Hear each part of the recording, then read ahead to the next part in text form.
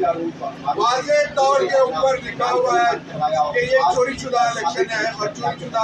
शहीद मौलाना और पाकिस्तान का मैंडेट है। इसलिए कि कागजात आज मैंने तकरीबन 45 मिनट ज़हीर अब्बास खोखर उसके केस को मैंने प्लीट किया और मैंने कहा मैं आपको फ्रॉड बताता हूँ। एक एक हल्के में वो जो तारड़ साहब हैं उन्होंने तड़ करके धांधली की है और जहाँ वोट मेरा 500 है, 514 उसमें से 500 काट दिया गया और 14 रह गया और जो दूसरी तरफ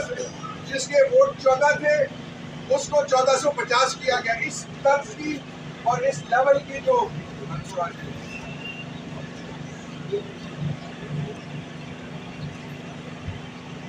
धांधली की गई अभी तैमूर मुल्तान